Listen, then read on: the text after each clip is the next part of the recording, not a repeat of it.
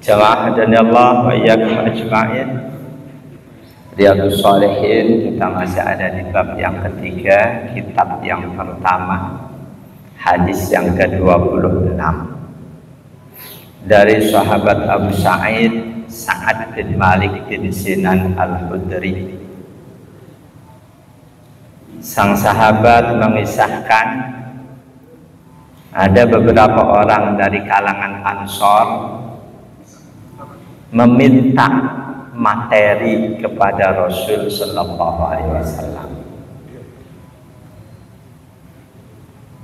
Yakin sahabat Abu Sa'id tahu siapa-siapa mereka yang datang menghadap Rasul untuk meminta. Tapi oleh sahabat Abu Sa'id, siapa nama-nama mereka, beliau rahasiakan. Tiada lain karena dalam ajaran Islam, dalam akhlak Islam, meminta-minta, ngemis meskipun halal itu adalah aib, celah. Ngemis meskipun halal tapi itu tercela, tidak baik. Kata sahabat Abu Sa'id, mereka datang menghadap Rasul, minta pada Rasul, fa'atahum, Rasul berikan permintaan mereka. Summa sa'aluhu, mereka di lain waktu datang lagi untuk minta lagi, fa'atahum, Rasul berikan.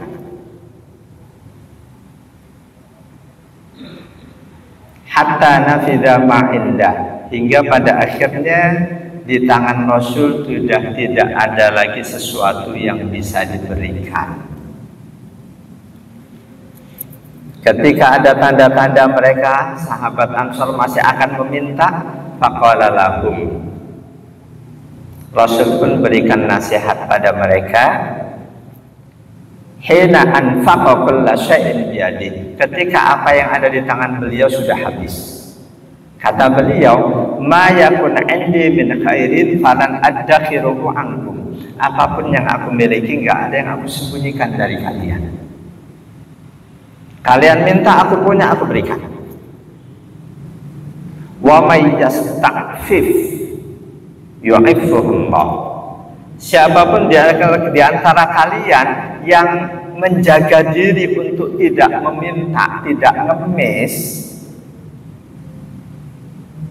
Allah pasti akan bantu, Allah pasti akan berikan penjagaan itu. Wa may yastaghni, barang siapa yang merasa memaksakan dirinya untuk cukup, enggak minta-minta pada orang lain, yughnihillah, Allah pasti akan berikan kecukupan. Pertama, keyakinan di hati.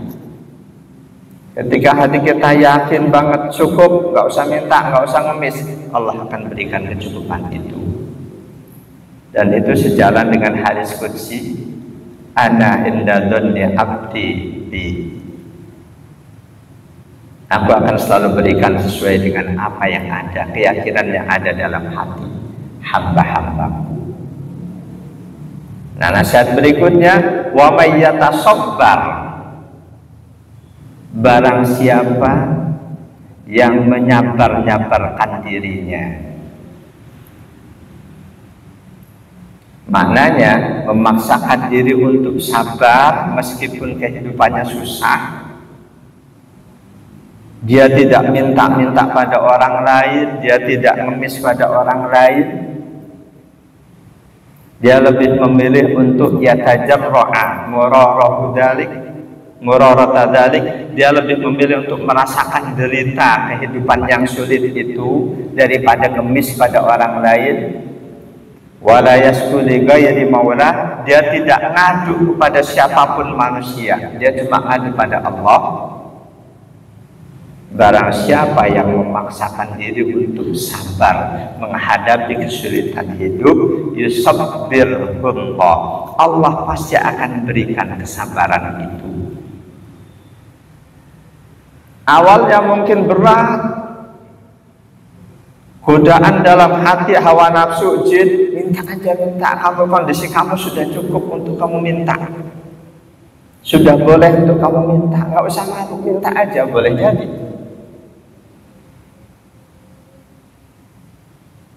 Jamaah dan Allah yakum ajma'in. Wa may yusabbir wa may yatasabbar, barang siapa yang memaksakan diri untuk sabar menerima kondisi kehidupan yang sulit, yusabbirullah, Allah pasti akan berikan kesabaran itu. Hakikat kesabaran itu yang selanjutnya akan mengantarkan dia sampai pada keridhaan Allah. Pasti Allah akan berikan kemudahan. Kesulitan apapun, ketika kita sudah dianugerahi kesabaran oleh Allah, tidak akan terasa sulit. Sebaliknya, meskipun kita tidak diuji dengan kesulitan, sulitnya kita nggak seberapa, tapi ketika jiwa sabar kita nggak ada, boleh jadi kita akan lebih banyak mengeluh dibanding mereka yang sewajarnya mengeluh, tapi Allah berikan kesabaran.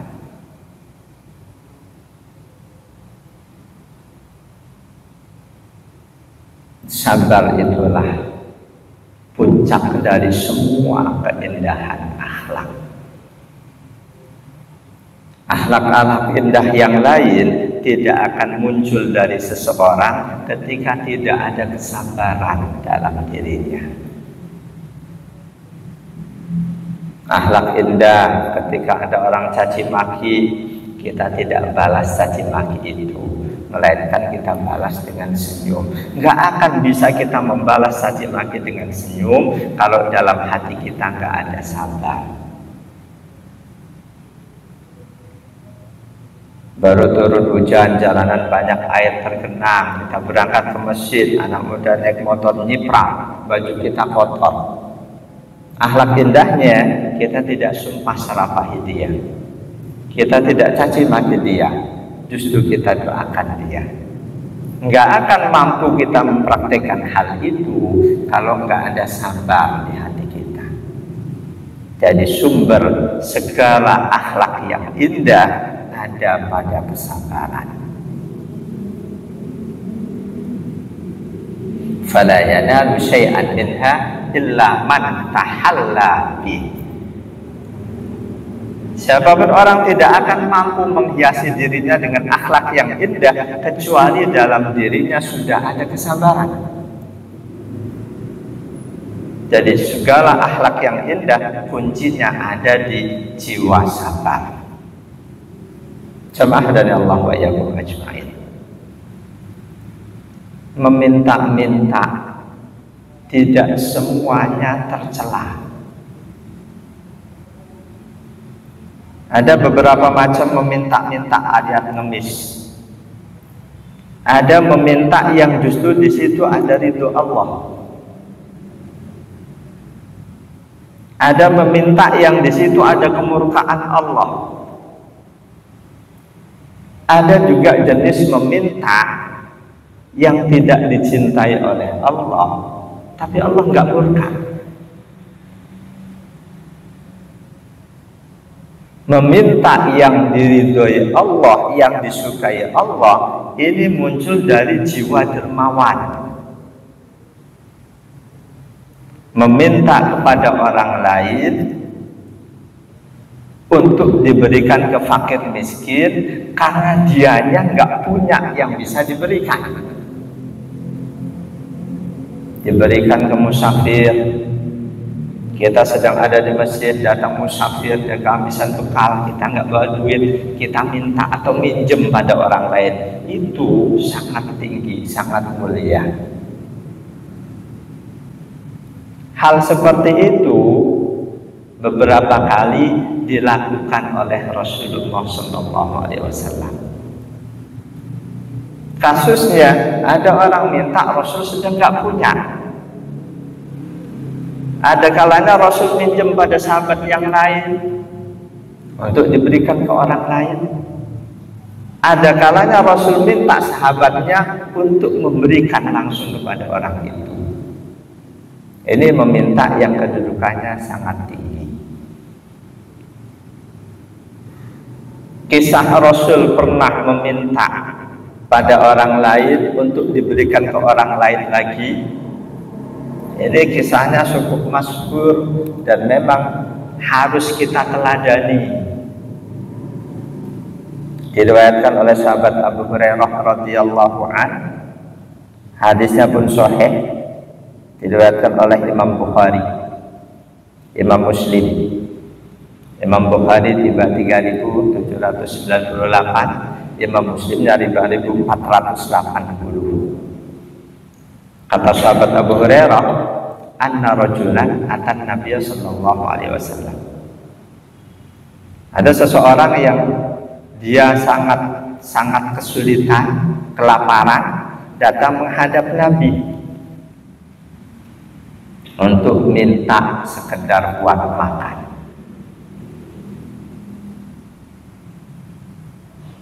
Rasul kirim sahabat yang lain untuk datang ke rumah beliau, bertanya kepada istri beliau, ada enggak yang bisa diberikan pada orang ini? Fakulna, istri Rasul menjawab, ma ma'ana illal ma'u. Kita enggak punya apa-apa ya Rasul, kecuali air untuk minum saja. Kita enggak punya makanan, apalagi kue-kue. Cuma air untuk minum saja. Rasul ingin banget memberi pada orang yang kelaparan itu, tapi beliau nggak punya. Akhirnya, faqala Rasulullah sallallahu alaihi wasallam. Rasul umumkan kepada para sahabat. Rasul minta, mayyatum ma'ayudaifu hada. Siapa di antara kalian yang mau menjamu tamuku ini?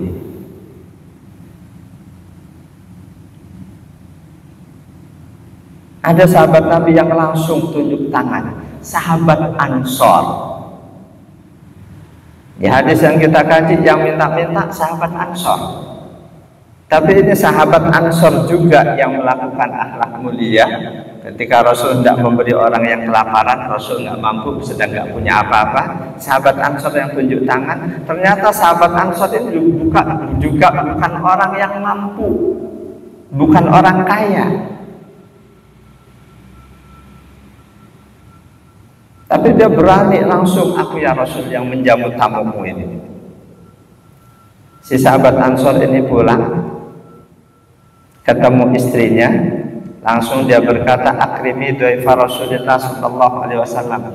Ini tamu Rasul, tolong kamu muliakan, berikan jamuan untuknya. Faqalat, sang istri menjawab, ma indana illa qutu sibyani. Malam ini kita nggak punya apa-apa, cuma ada satu makanan sepiring buat anak-anak kita, nggak ada yang lain.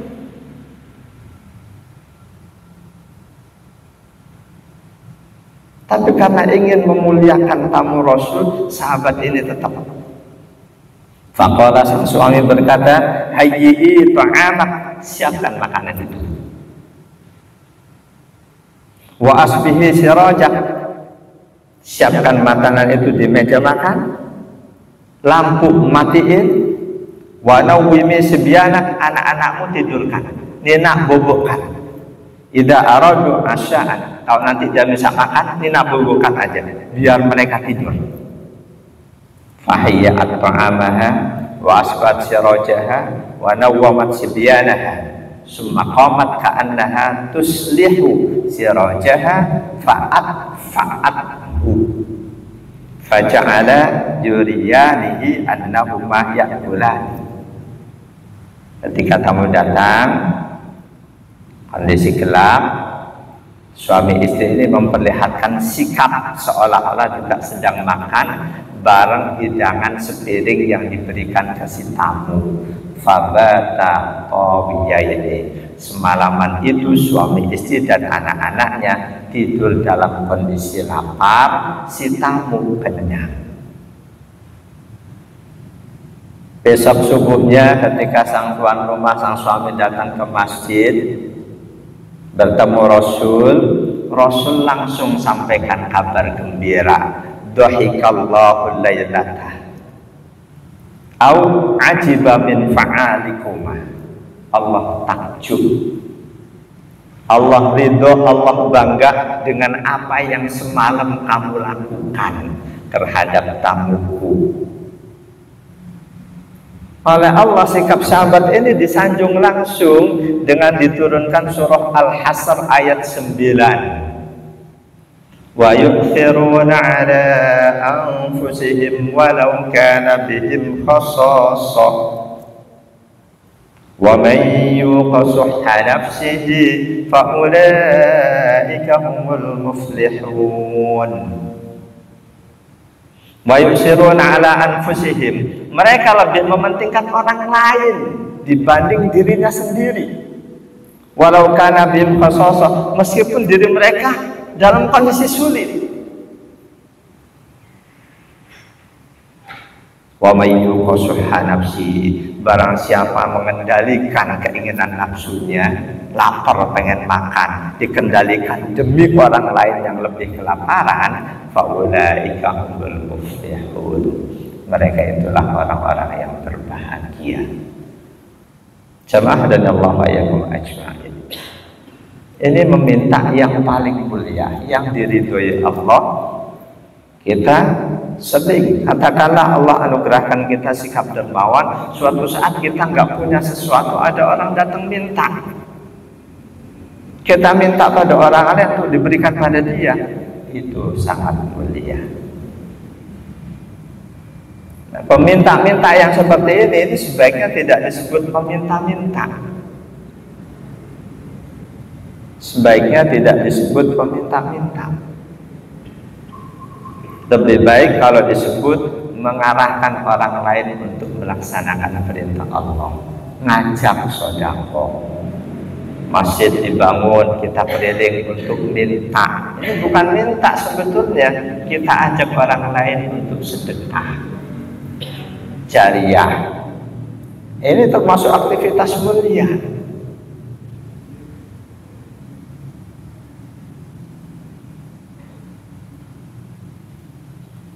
Yang kedua, meminta-minta yang dimurkai oleh Allah. Orang yang meminta untuk kepentingan dirinya sendiri, tapi dia gunakan nama orang lain. Dia keliling bawa list pembangunan masjid, padahal untuk dirinya sendiri. Ini dimurkai oleh Allah. Keliling minta-minta atas nama santunan yatim, padahal untuk dirinya sendiri. Ini dimurkai oleh Allah. Ini lebih dari pengemis, tapi dia maling, penipu. Andaikan ada orang keliling bawa list ke kita, kok kita ragu, ada baiknya tidak kita beri. Ada baiknya tidak kita beri. Kalau kita ragu, apalagi ternyata di kota banyak mereka keliling. Ada pernah di grup Jaga Sampurna, ada yang keliling, ada ngasih tahu itu bohong, Pak RW yang ngomong di RW saya yang dia sebutkan nggak ada pembangunan masjid. Tapi kalau kita nggak ada keraguan, kita yakin, berikan. Apalagi kalau dia pakai sebut-sebut demi Allah, ini betul Pak untuk pembangunan masjid, ya sudah, keraguan hilangin ketika dia menyebut nama Allah. Karena Allah dia bawa-bawa. Urusan dia bohong, itu urusan dia. Jadi meminta-minta, ngemis yang paling hina dimurkai oleh Allah, ngemis untuk kepentingan dirinya sendiri, mengatasnamakan pihak lain, apalagi mengatasnamakan syiar-syiar Allah.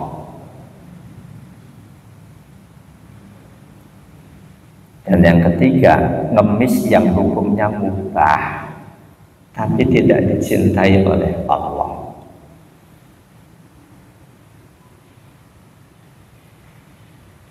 Ngemis untuk dirinya sendiri karena kehidupannya memang susah.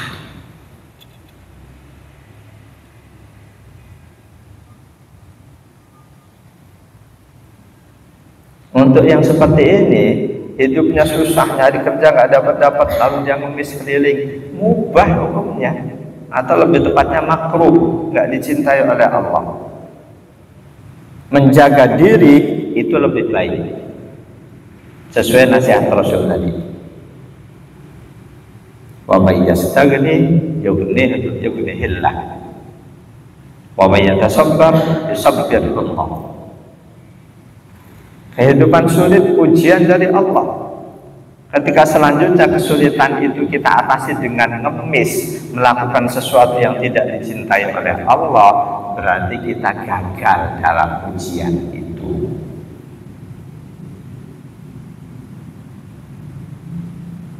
Bahwa ngemis karena memang hidupnya sulit itu boleh.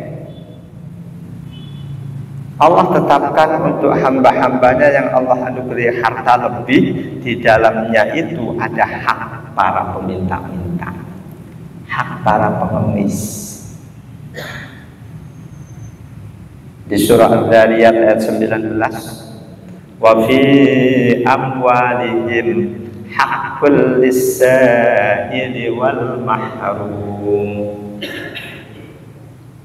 Wa fi amwalim, dan di dalam harta mereka orang-orang kaya yang punya harta mencapai minimal nisab zakat, hakun, ada hak lisaili, bagi para pengemis, peminta-minta, wal mahrum, juga bagi orang-orang miskin yang menahan diri, yang tidak meminta-minta.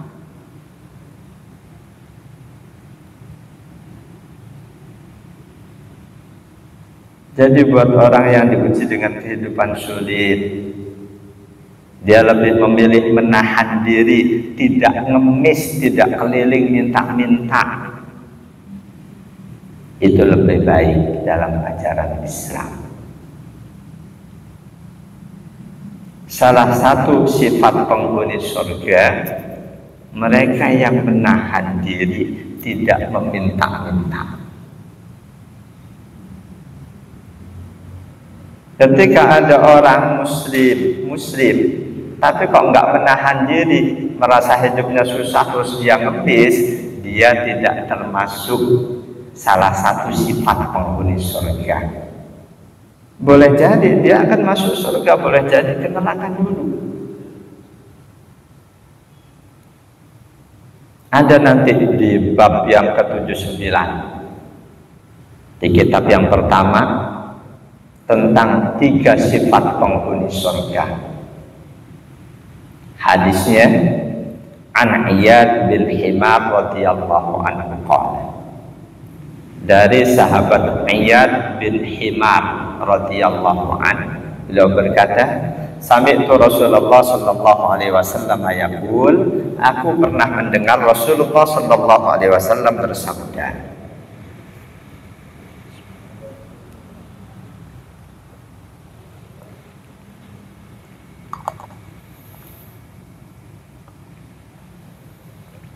ahlul jannati salah satun,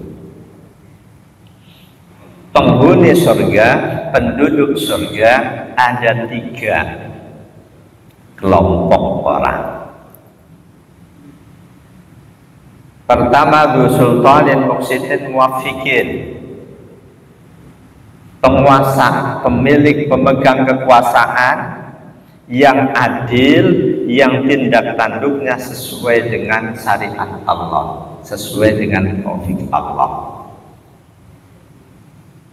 Yang kedua, warajulun rahimun raqiqul qalbi likulli dzi qurba muslimin, seseorang yang punya jiwa welas asih, punya jiwa kasih sayang, hatinya lembut kepada setiap kerabat dan muslim. Orang yang jiwanya kasar nggak termasuk penduduk surga. Dan yang ketiga, wa'afifun muta'affifun du'iyalin, orang yang menjaga diri dari meminta-minta, dari ngemis.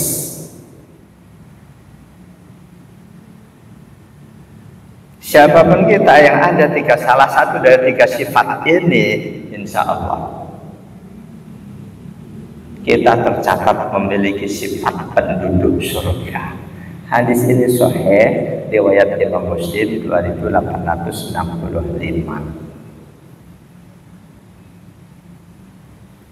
Jamaah dan Allah iyyakum ajma'in.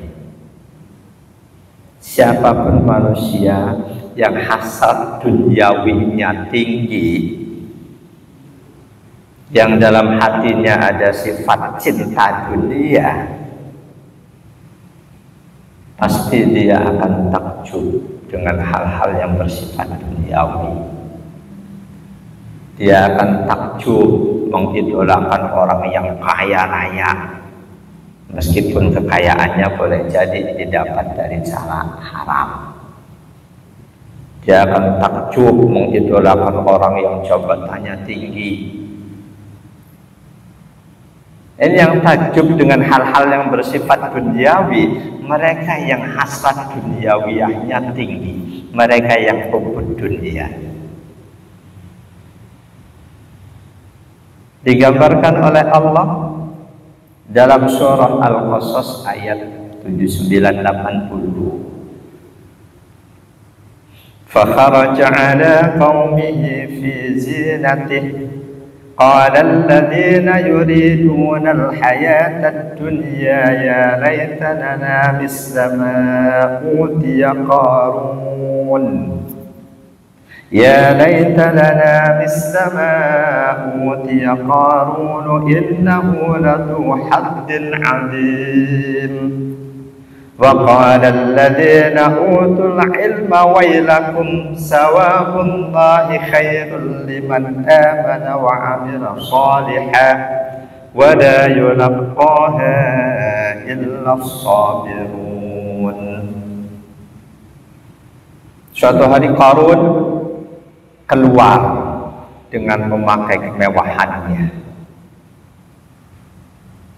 dengan mengendarai kendaraannya yang paling mewah, orang lain nggak punya, pakaian yang paling mewah.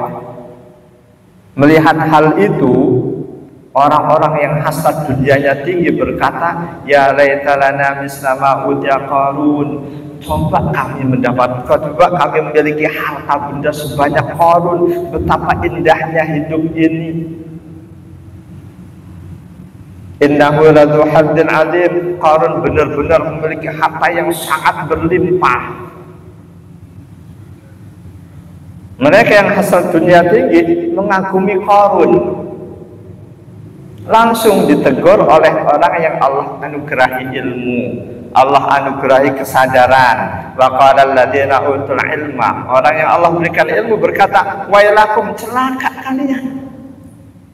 Ngapain Qarun kalian idolakan? Sawabullah, pahala dari Allah, ganjaran Allah, khairun, itu lebih baik daripada harta berlimpah tapi nanti di akhirat miskin. Pahala dari Allah, balasan Allah lebih baik liman amana, bagi orang yang beriman, wa amila sholihah, dan selalu beramal soleh. Wala yulaqqaha, dan balasan yang indah dari Allah di hari kiamat nanti itu tidak diberikan illas sabirun, kecuali untuk orang-orang yang sabar. Ini kandungan maknanya luas. Kita laksanakan perintah Allah dalam keadaan tidak sabar, nggak ada pahalanya. Kita sholat pulang kantor capek, tahu-tahu ada. Kita kerjain sholat ada unsur keterpaksaan, berarti nggak sabar, nggak ada nilainya. Karena itu makna sabar, sabar dalam melaksanakan perintah Allah, juga sabar dalam menahan diri dari larangan-larangan Allah, termasuk sabar menghadapi ujian yang Allah berikan pada kita. Itu di bagian akhir nasihat Rasul terhadap sahabat yang meminta-minta, wa ma'aqta wa ma'utiya ahadun ato'an khairan, boleh khairun bacaannya, awsa'u minas sabri. Tidak ada satupun pemberian yang Allah berikan kepada hambanya yang nilainya itu lebih baik, manfaatnya lebih luas dibanding diberikan kesabaran. Ini nasihat Rasul secara halus untuk sahabat-sahabat Ansor yang meminta-minta. Kalian minta aku kasih, minta aku kasih. Pemberian yang paling baik dari Allah ketika seseorang diberi kesabaran. Jamaah dan Allah wa iyyakum ajma'in. Kesabaran itulah yang akan mengantarkan kita mendapatkan balasan dari setiap amal soleh kita tanpa dihitung-hitung balasannya berapa-berapa. Kita ngerjain sholat sabar-sabar dikit sehingga ada rasa-rasa gimana lah, ada pahalanya terbatas. Di surah Az-Zumar ayat 10, Qul ya ibadilladzina amanu taqu rabbakum lilladzina ahsanu fi hadhihi dunya hasanah wa ardullahi wasi'ah innama yuwaffas sabiruna ajrahum bighairi hisab. Qul sampaikanlah ya Rasul, ya ibadi wahai hamba-hamba Allah alladzina amanu yang beriman, ittaqu rabbakum. Kalian semua selalulah takut pada Tuhan kalian, selalulah bertakwa pada Tuhan kalian. Lilladzina ahsanu fi hadhihi dunya hasanah. Bagi orang-orang yang selalu berbuat baik dalam kehidupan dunia ini, Allah sediakan balasan yang baik di akhirat nanti. Wa ardullahi wasi'ah, bumi Allah ini sangat luas. Di sini kamu nggak bisa berbuat baik, pindah untuk bisa berbuat baik di tempat lain. Innama yuwaffas sabiruna, sesungguhnya orang-orang yang sabar akan disempurnakan ajrohum, balasan mereka, pahala mereka, bi ghairi hisabin, tanpa hitung-hitungan. Jamaah dan Allah wa iyyakum ajma'in. Jadi sabar itulah pemberian Allah untuk hambanya yang paling baik, yang paling luas manfaatnya. Kata Syekh Ibnu Alan, fa in qulta maqamur ridho afdalu minhu, bukankah mendapatkan ridho Allah itu lebih luas, lebih utama dibanding mendapatkan nikmat kesabaran dari Allah?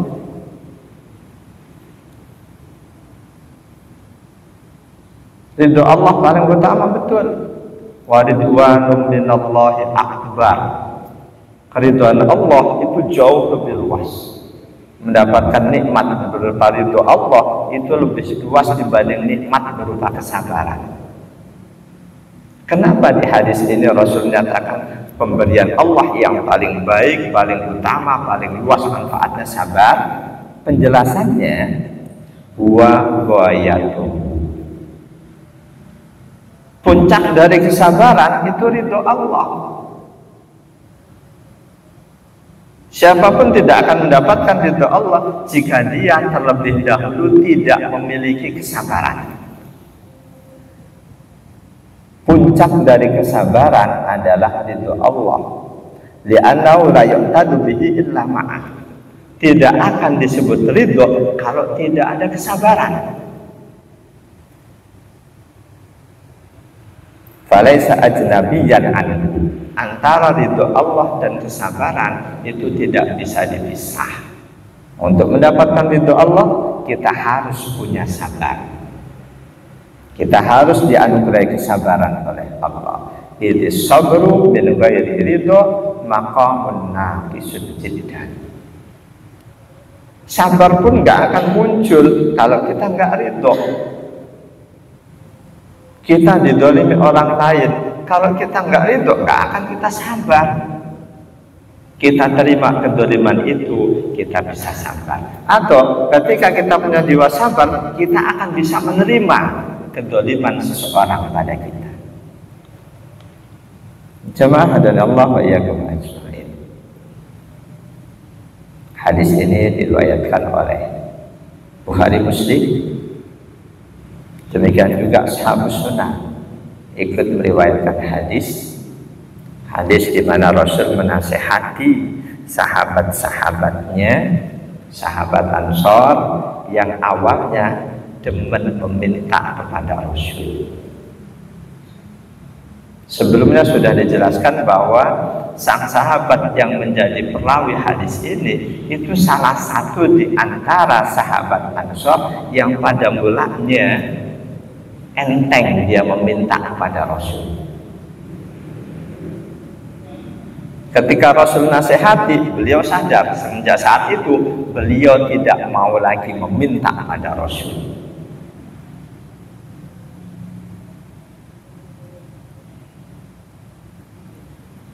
Jemaah dan Allah wa iyyakum ajma'in. Di riwayat yang lain, hadis ini ada tambahan, qad aflaha man aslama wa razzaqa kafafan wa qana'ahu Allahu bima atah.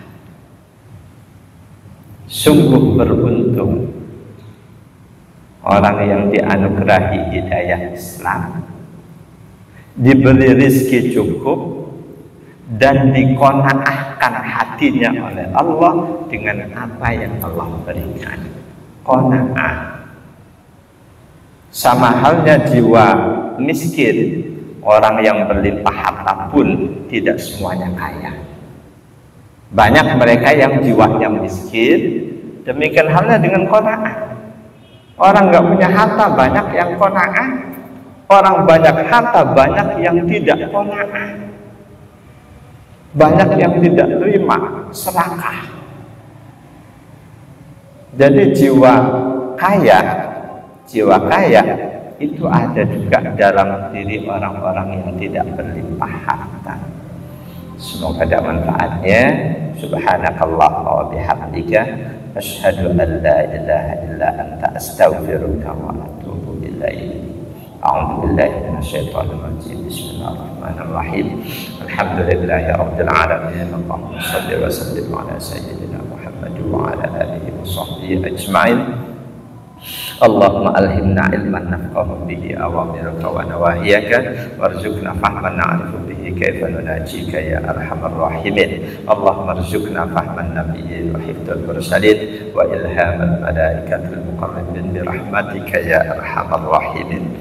Allahumma rabbana inna nas'aluka imanan la yartaddu wa nas'aluka qurrata 'ainin la tanqati'u wa nas'aluka murafaqata nabiyyika Muhammadin sallallahu alaihi wasallam fi a'la jannatil khuldi. Allahumma ij'al hajjahum hajjan mabrura wa sa'yahum sa'yan mashkura wa tijaratan lan tabur ya 'alima ma fis sudur akhrijna minadh dhulumati ilan nur innaka antal ghafurur syakur. Walhamdulillahi rabbil alamin wal 'afwa minkum. Assalamualaikum warahmatullahi wabarakatuh.